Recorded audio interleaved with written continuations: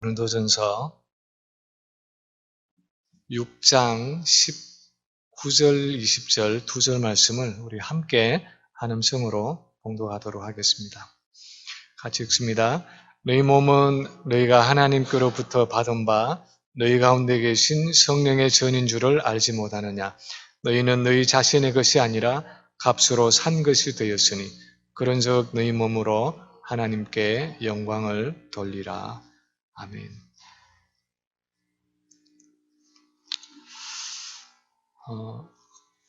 아주 오래전에 어떤 목사님이 이런 설교 예화를 하셨습니다.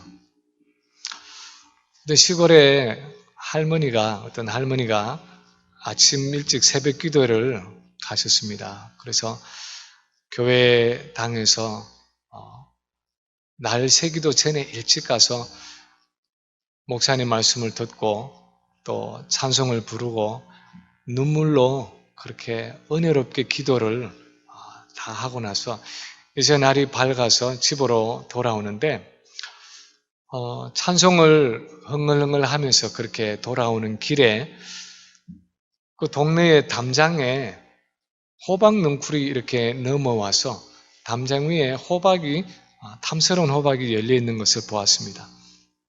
근데 흥얼거리면서 찬송을 부르더니 할머니가 주변에 누가 없나 한번 이렇게 주변을 돌아보고는 그 늘어져 있는 호박을 뚝 따서는 성경책이 들어있는 그 가방 안에 쑥 집어넣고 계속해서 찬송을 부르면서 집으로 돌아갔다는 그런 이야기를 들은 적이 있습니다.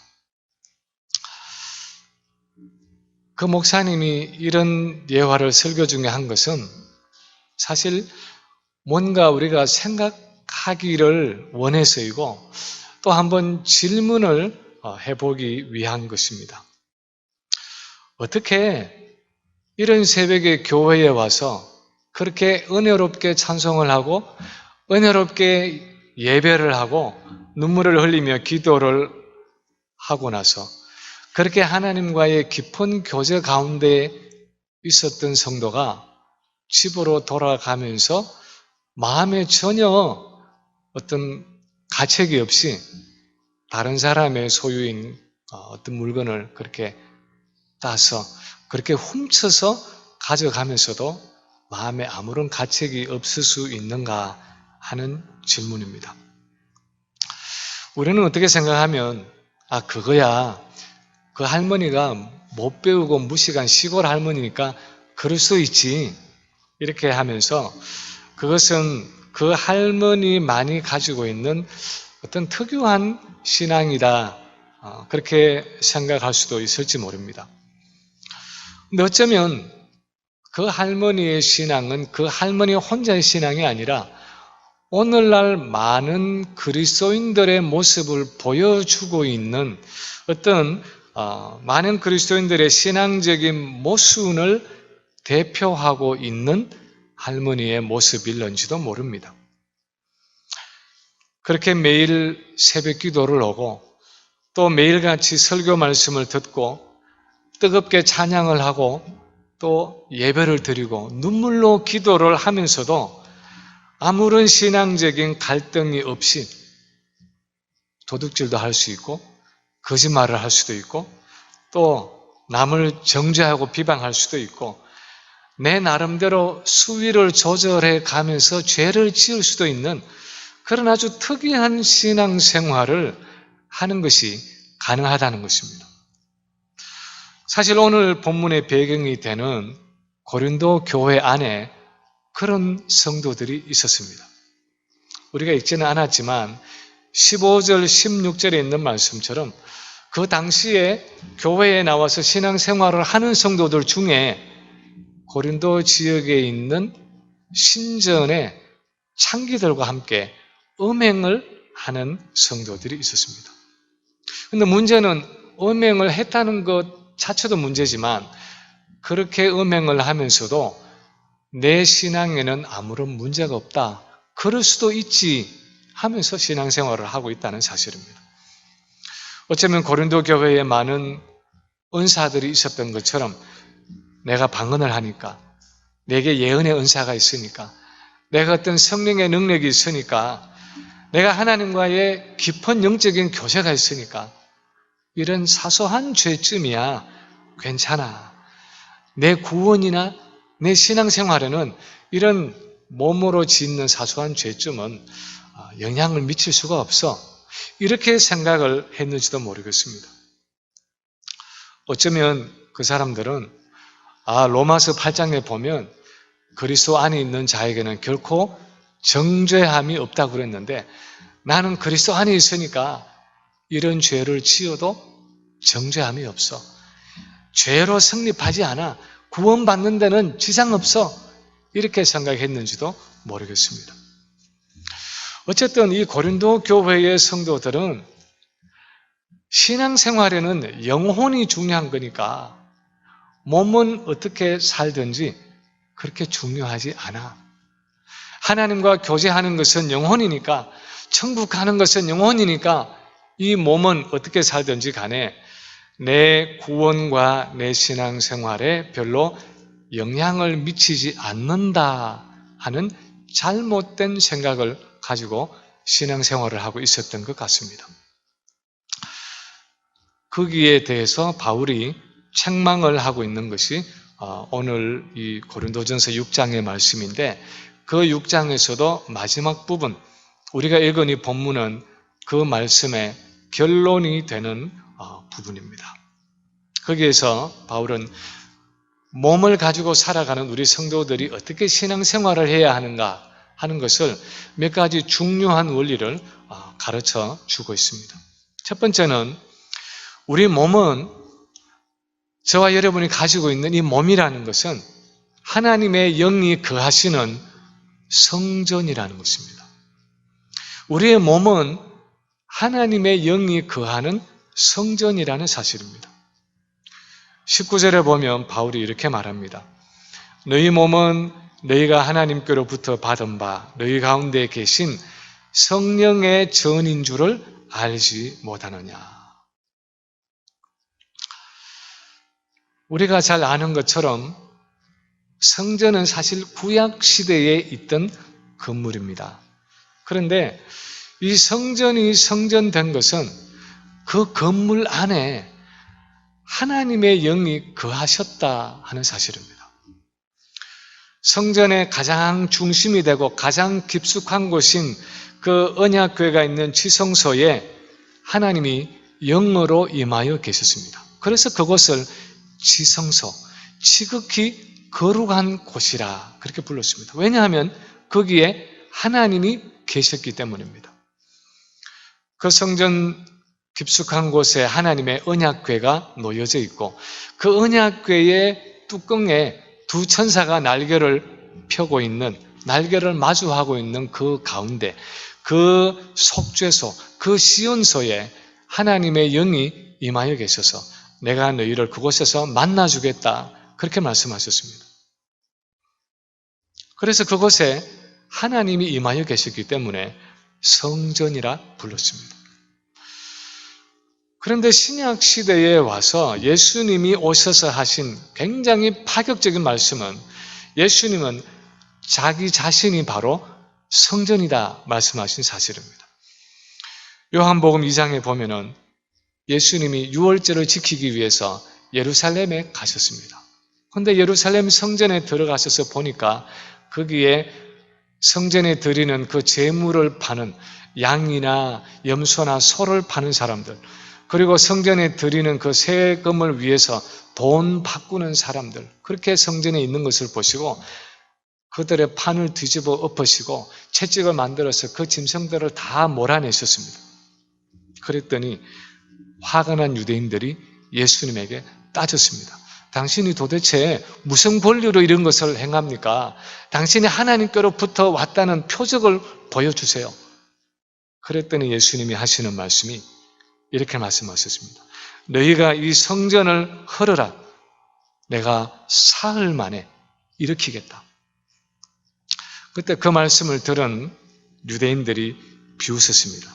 46년 걸려서 지은 이 성전을 네가 어떻게 3일 만에 일으키겠느냐, 그렇게 말을 했는데, 요한은 그 예수님의 말 뒤에다가 이렇게 설명을 하고 있습니다.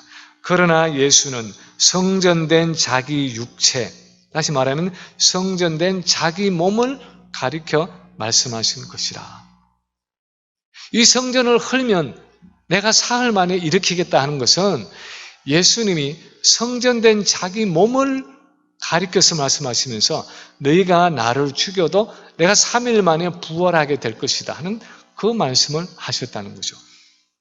그래서 예수님은 바로 구약시대의 성전의 실체가 되시는 분인데 그 이유는 구약시대의 성막이나 성전에 하나님의 영이 충만히 임하여 계시던 것처럼 신약시대에 몸을 입고 오신 그 예수님 안에, 예수님의 육신 안에 하나님의 영이 온전히 임하여 계셨다는 것입니다. 그래서 예수님의 몸이 신약시대는 바로 성전이었다. 그렇게 말씀을 하신 것입니다. 그런데 오늘 이 본문을 기록하고 있는 바울이 살던 그 당시에는 이제는 구약의 성전이 있는 것도 아니고 사실은 예수님도 이제는 성천하셔서 계시지 않고 그런 가운데에 오순절에 보내어주신 성령이 성도들 안에 임하여 계시는 상황이었습니다. 그런데 이제 바울은 그 오순절에 오신 성령이 임하여 계시는 너희 몸이 바로 하나님의 영이 임하여 계시는 성전이다. 그렇게 말하고 있습니다.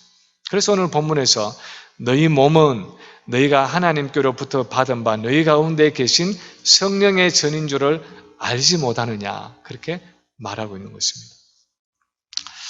우리가 로마서 6장에서도 살펴보았지만요. 바울이 편지를 쓰면서 성도들이 반드시 알아야 하는데 놓치고 있는 그런 구절들을 쓸 때 흔히 쓰는 표현이 Don't you know? 너희가 알지 못하느냐 하는 표현을 많이 쓰고 있습니다. 그런데 사실 오늘 본문에서도 그렇습니다. 너희 성도의 몸은 그냥 보통 몸이 아니라 하나님의 영이 임하여 계시는 성령의 전인 줄을 Don't you know? 알지 못하느냐? 하면서 지금 책망하는 투로 질책하고 꾸중하고 있는 것입니다. 오늘날도 많은 성도들이 우리 안에 성령이 거하고 계시고 우리 몸이 하나님의 성전되어 있다는 것을 성경을 통해서 여러 번 듣고 읽으면서도 실제로는 굉장히 추상적으로 생각하고 비유적으로 생각하고 지나갈 때가 있습니다. 성령이 내 안에 거하고 계신다는 것을 이론적으로는 생각하면서도 실제로 믿지 않고 살아갈 때가 참 많습니다.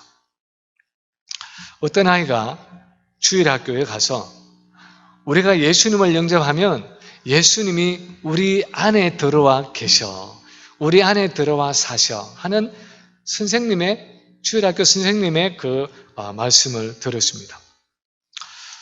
근데 그러고 나서 집에 왔는데 그날부터 밥을 먹지 않는 것입니다. 음식을 먹지 않는 거예요. 그래서 걱정이 된 엄마가 아이한테 물었습니다. 왜 밥을 안 먹니?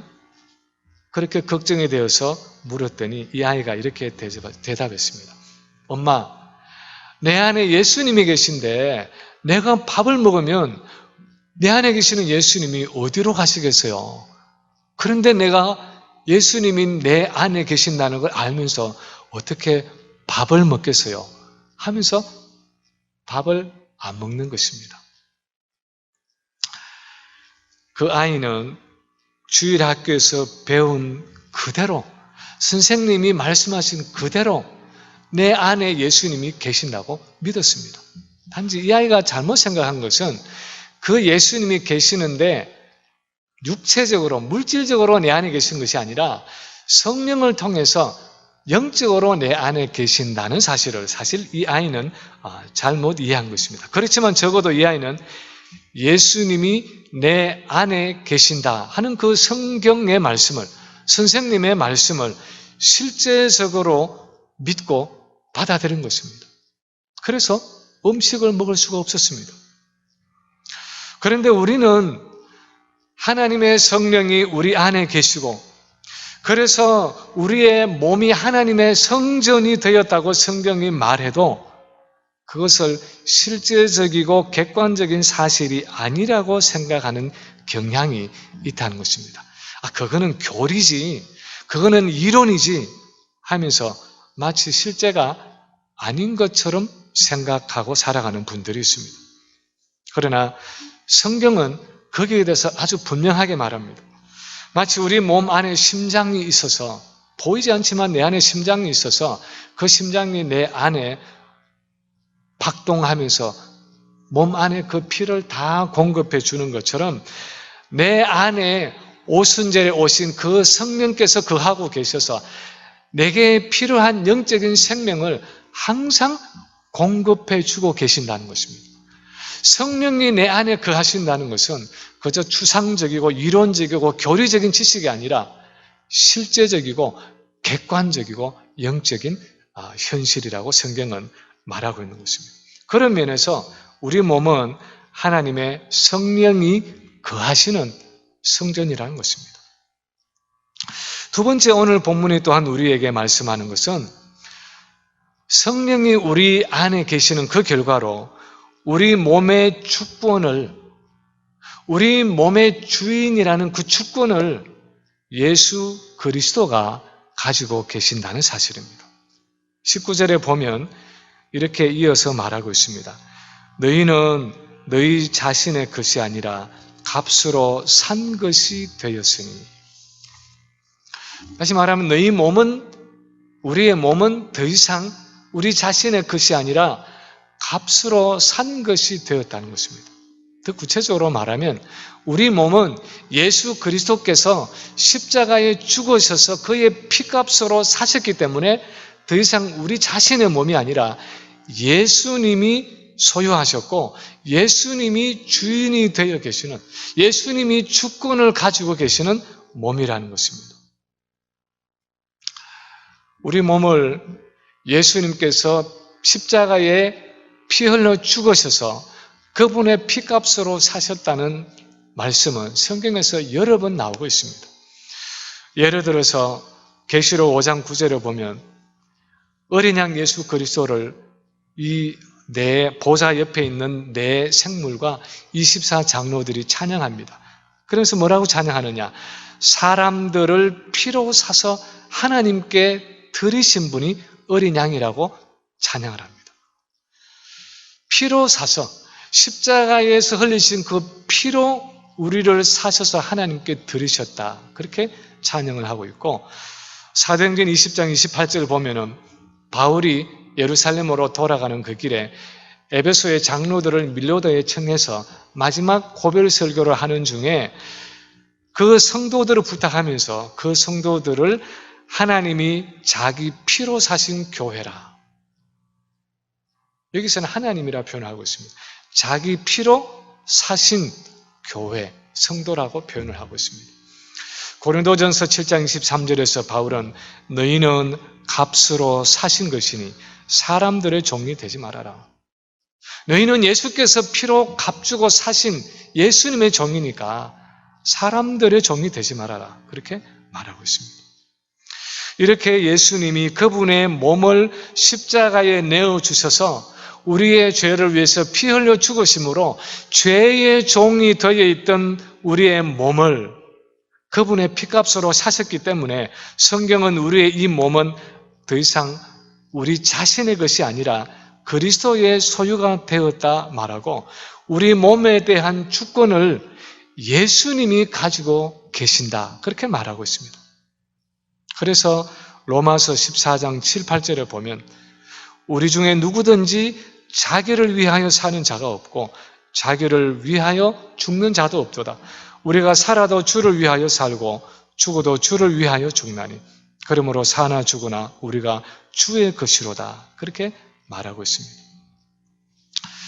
우리는 성경에서 이런 종류의 말씀을 읽을 때마다 사실 약간의 불편함을 느낄 수도 있습니다. 그럴지도 모르겠습니다. 왜 하나님이 내 몸의 자유를 구속하려고 하시지?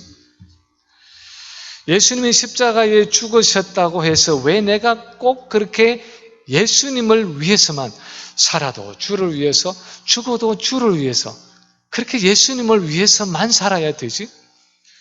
아니, 내가 열심히 살면서 내가 벌은 것 중에서 10의 1조는 예수님께 드리고, 내가 살아가는 시간 중에 7일 중에 하루는 내가 구별해서 주일을 성수주일 그렇게 구별해서 드리고, 내가 할 수 있는 시간과 내가 할 수 있는 건강과 재능과 물질을 가지고 그렇게 예수님께 드리고 하나님께 바치고 그렇게 섬기면 되지, 내가 사나 죽거나 주의 것이로다 이렇게까지 말하는 것은 좀 지나치지 않나.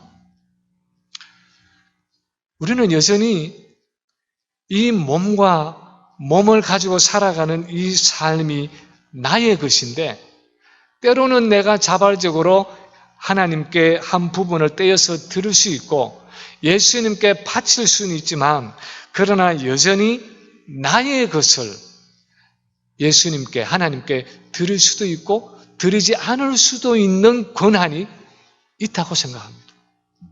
여전히 내게 그 권리가 있고 권한이 있는 것처럼 생각을 할 때가 있습니다. 그러나 오늘 본문에서 바울이 확실하게 쐐기를 박는 것은, 우리 안에 예수님이 보내신 그 성령이 거하신다는 것은 우리의 이 몸은 더 이상 나의 것이 아니라 예수님의 것이고 그리스도가 내 몸의 주인이 되었다는 것을 의미한다는 것입니다. 내 안에 주님이 보내신 성령이 임하여 계신다는 것은 이 몸의 주인이 예수님이라는 사실을 확정해 주는 증거라는 것입니다. 우리 미국에서는 중요한 서류를 만들 때 주로 사인을 하죠. 사인을 해서 그렇게 이제 그 확인을 하는데, 여러분 기억하시지만 우리가 한국에 있을 때는 주로 뭘 합니까? 도장을 찍었습니다. 특히 인감 도장이라는 것이 있어서 나만이 쓸 수 있는 도장이 있어서 그것을 무슨 집 문서나 논밭이나 중요한 서류가 있을 때는 그 인감 도장을 거기다가 찍었습니다. 지금도 제가 기억나는 것은 한국에서 대학교 다닐 때 책을 새로 사면 항상 책에 겉장을 넘기면 그 첫 번째 페이지 오른쪽 위에다가 저는 제 도장을 찍었습니다. 그럼 다른 분들도 그렇게 하는 분을 많이 봤습니다. 그 도장의 의미가 뭡니까? 이 도장이 찍힌 이 책은 내 책이다 하는 것입니다. 이것은 내 소유다 하는 표시로 거기다가 도장을 찍었습니다. 또 어떤 분들은 그렇게 찍어 놓으면 넘기고 첫 장을 그냥 찢어버리면 그 도장이 없어지니까 책을 이렇게 넘겨서 책 옆에다가 이렇게 비스듬히 펴가지고는 거기다가 도장을 찍었습니다. 어떤 분들은 위에도 찍고 밑에도 찍고. 근데 어떻게 찍든지 간에 도장이라는 것은 이것은 나의 소유다 하는 소유권, 주인됨의 표시인 것입니다. 그런데 오늘 본문에서는 물론이고 성경에서는 우리 안에 예수님이 보내신 성령이 와 계신다 하는 것은 바로 내가 예수 그리스도의 소유라는 것을 확정해 주는 도장이라고 말하고 있습니다. 특히 우리의 몸은 나의 몸이 아니라 예수님의 것이라는 의미로, 그 확정으로 성령께서 이제 우리 안에 오셔서 우리의 몸을 성전 삼아 그렇게 계신다는 것입니다. 그래서 고린도후서 1장 21절 22절에 보면 이런 말씀이 있습니다. 우리를 너희와 함께 그리스도 안에서 굳건하게 하시고 우리에게 기름을 부으신 이는 하나님이시니 그가 또한 우리에게 인치시고 보증으로 우리 마음에 성령을 주셨느니라. 여기서 하나님은 우리에게 기름 부었다 하는 것은 기름으로 상징되는 성령을 우리 안에 주셨다는 말이고, 그것을 그가 우리에게 인치셨다라고 표현했는데, 인친다는 것은 도장을 찍었다 하는 의미입니다. 다시 말해서 예수님의 소유라는 것을 확정하는 도장으로 예수께서 예수님께서 우리 안에 성령을 보내셨다는 것입니다. 그러므로 누구든지 예수님이 보내신 그 성령을 소유하고 있는 사람이라면 이제는 우리 자신이, 우리의 몸이 예수 그리스도가 주인 되셨다는, 예수님의 소유가 되었다는 그 도장을 가지고 있다는 것입니다. 그래서 우리 안에 성령이 거하고 계신다는 사실은 이제는 나의 이 몸이 그리스도의 소유이기 때문에 몸에 대한 그분의 주인 되심, 그분의 소유권을 인정해야 한다는 것을 의미합니다. 그래서 예수님의 영인 그 성령께서 나를 인도하시고 나를 주장하시는 대로 나의 이 몸을 반드시 주님이 가지신 그 계획과 목적과 뜻을 따라서 사용해야 할 책임이, 의무가 우리에게 있다는 것입니다. 성경은 우리의 몸에 대해서 그렇게 말씀을 하고 있는데 많은 경우에 우리의 문제는 내 안에 성령이 계신다는 사실은 인정하면서도 내 몸의 주인이 예수 그리스도라는 사실은 인정하지 않을 때가 많다는 것입니다. 오히려 내 안에 성령이 계신다는 그 사실을 그냥 단순히 내 능력의 방편으로, 성령이 이제 내 안에 계시니까 이제 내가 뭐든지 할 수 있어. 이제는 성령을 통해서 내게 이런 은사도 주시고 이런 능력도 주시고 이런 축복도 주시고 하면서 내가 성령을 통해서 받는 은혜와 축복에 대해서는 많이 생각을 하면서도 이제는 내 몸이 그리스도의 소유가 되어 있고 이제는 그 주님의 뜻을 따라 내 몸을 사용해야 한다는 사실에 대해서는 생각하지 않고 살아갈 때가 많다는 것입니다. 영국의 웨스트민스터 채플에서 한 30년 이상을 목회하셨던 로이드 존스 목사님이 성령론에 대한 글을 쓰면서 우리 안에 성령이 계신 것을 말하면서 이런 표현을 썼습니다. 우리는 더 이상 죄를 지을 권리가 없다. 그렇게 쓰셨는데 전체 글이 이렇게 되어 있습니다. 제가 좀 길지만 읽어드립니다. 왜 우리가 성화되고 거룩하게 되어야 하는가 하는 데는 한 가지 이유가 있고 그리고 오직 한 가지 이유뿐이다. 그것은 우리가 행복해지기 위함도 아니요 우리의 문제들을 제거하기 위함도 아니다. 다만 내 안에 계시는 하나님이 거룩하시기 때문이다. 그리고 우리가 그 거룩한 하나님의 백성이기 때문이다. 그래서 그리스도가 우리를 위해 죽으심으로 우리를 값주고 사셨기 때문이다. 우리는 더 이상 우리 것이 아니다. 그러므로 우리는 더 이상 죄악된 삶을 살 권리가 없는 것이다. We have no right to live a sinful life. 우리는 더 이상 우리의 것이 아니다. 그러므로 우리는 죄악된 삶을 살 권리가 없는 것이다. 하는 이 구절이 저는 개인적으로 이 글을 한 10년 전에 읽었지만 그때는 별로 실감이 나지 않았습니다. 내가 죄를 지을 권한이 없다, 권리가 없다 하는 이 말이 이게 도대체 무슨 뜻이야? 죄를 짓지 말아라, 지으면 안 된다 말할 수는 있지만 죄를 지을 수 있는 권리가 없다. 왜? 내 몸의 주인이 내가 아니라 예수님이기 때문에 하는 이것이 실감이 나지 않을 때가 있었습니다. 그렇지만 세월이 지나면서 그리고 성경을 읽고 또 읽으면서 거듭 내리게 되는 결론은 정말 우리에게는 이 몸을 가지고 죄를 지을 수 있는 권한이 없다는 것입니다. 왜냐하면 예수 그리스도께서 우리의 몸을 피로 값주고 사셨고 그 확정으로 그분의 성령을 주셔서 그 성령께서 이제 우리 안에 거하고 계시기 때문입니다.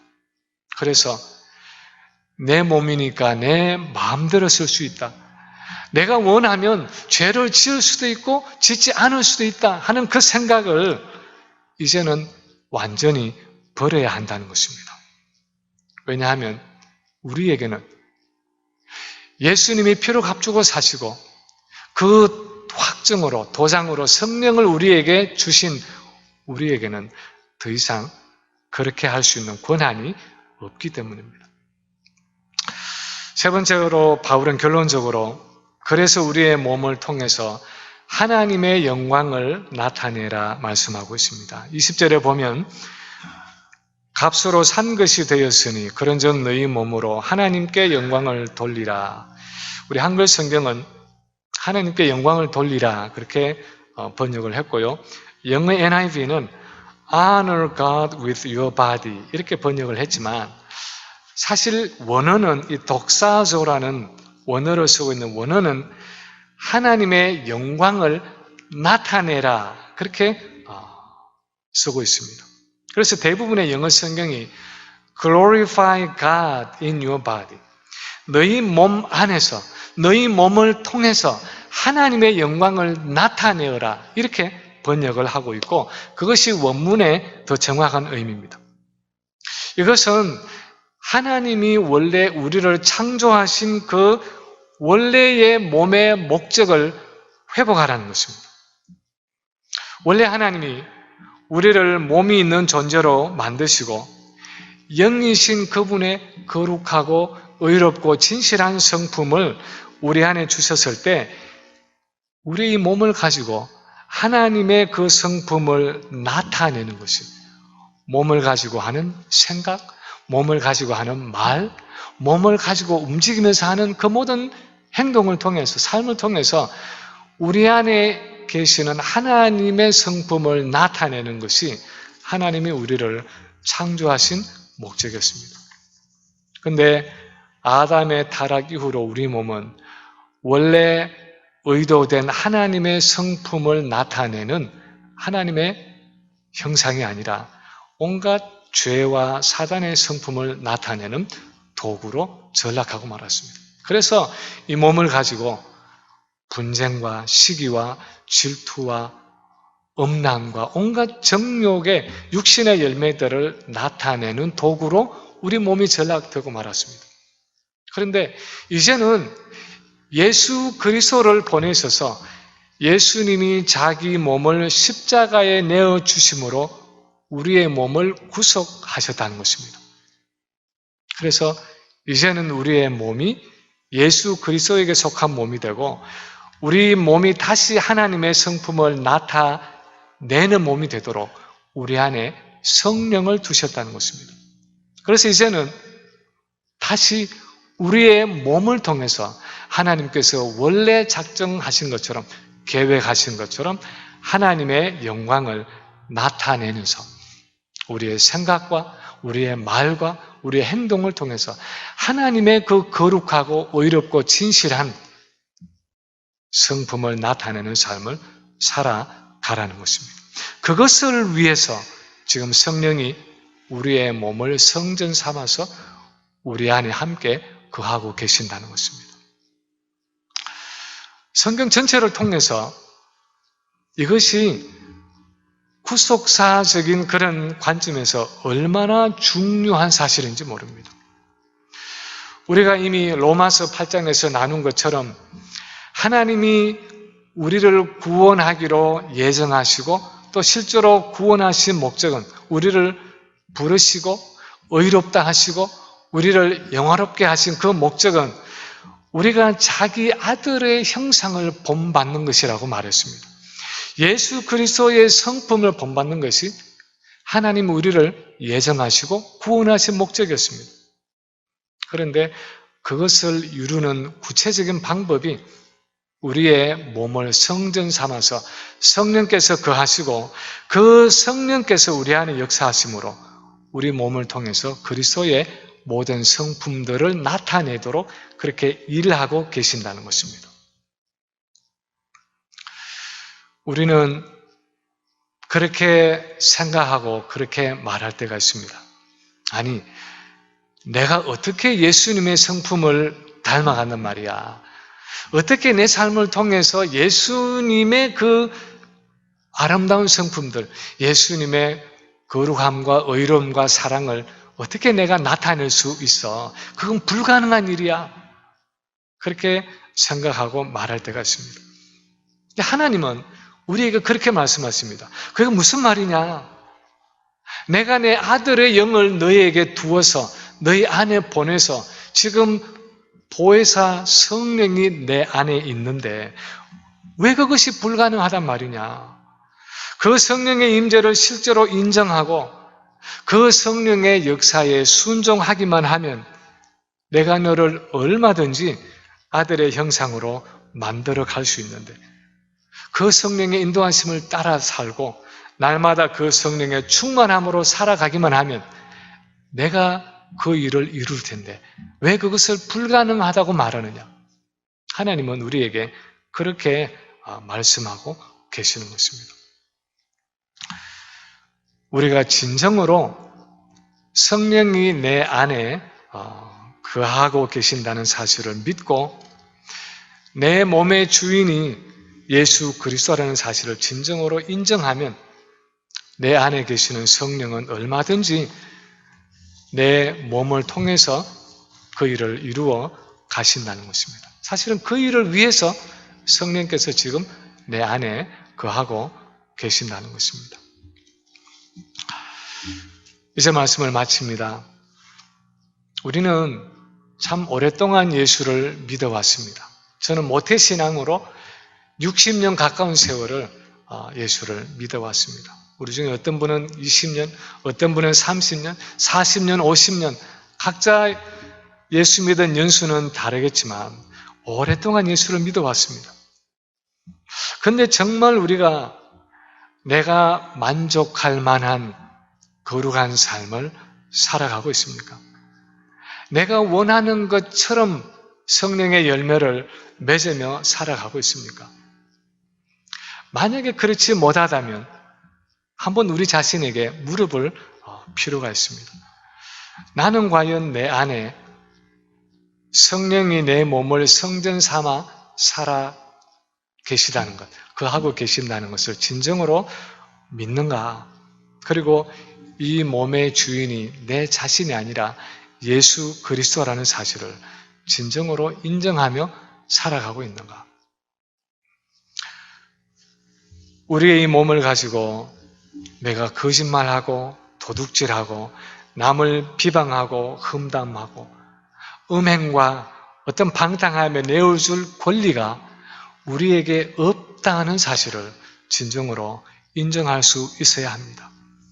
이 몸의 주인이 예수 그리스도라는 사실을 정말 인정할 수 있어야 하는 것입니다. 그때 우리의 몸을 통해서 내가 그것을 인정하고 내가 주님 앞에 내 자신을 내어놓을 때 그때 우리의 몸을 통해서 주님이 일하기 시작하시고 우리의 삶을 통해서 성령의 열매를 실제로 풍성하게 맺어갈 수 있게 될 것입니다. 오늘도 이 본문의 말씀을 통해서 나의 몸이 그리스도가 주인 삼아 계시는 것을 인정하고 그 보증으로 성령을 주셨다는 그 사실을 기억하고 그 성령의 역사와 인도하심에 순종함으로 이 몸을 통해서 하나님의 영광을 나타내는 우리 모든 성도들의 삶이 되시기를 주님의 이름으로 간절히 축원합니다.